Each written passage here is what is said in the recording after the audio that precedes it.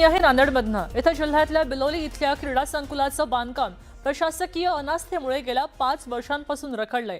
प्रकल्पासाठी 2019 आणि 2024 मध्ये दोन्ही वर्षी एकूण 4 कोटींचा निधी मंजूर झालेला आहे।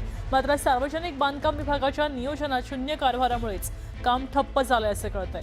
तत्कालीन कार्यकारी अभियंता संदीप कोटलवार लोकप्रतिनिधींच्या सूचनांची त्यांनी केराची टोपली दाखवली आहे असा आरोप आमदार जितेश अंतापूरकरांनी केलाय।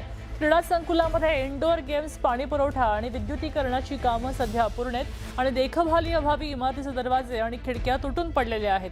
तक्रारींची दखल घेत आता वादग्रस्त अधिकारी कोटलवार यांची बदली केलेली आहे। तर 2024 चा निधी शासन निर्णयानुसार खर्च केला जाणार असंही बांधकाम विभागानं म्हटलंय।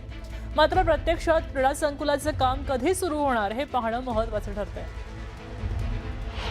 परंतु अध्यक्ष महोदय 2019 साली माझ्या त्या क्रीडा संकुलला 1 कोटीचा निधी त्या ठिकाणी मंजूर झाला, त्याचं वर्क ऑर्डर देखील झाली। तथापि त्या ठिकाणी अद्यापही ते काम पूर्ण झालेलं नाहीये। त्यानंतर 2024 साली त्या ठिकाणी अध्यक्ष महोदय 3 कोटी रुपयाचा निधी मंजूर झाला, तोही अद्यापही त्याची कुठलीही प्रक्रिया त्यामध्ये झालेली नाहीये।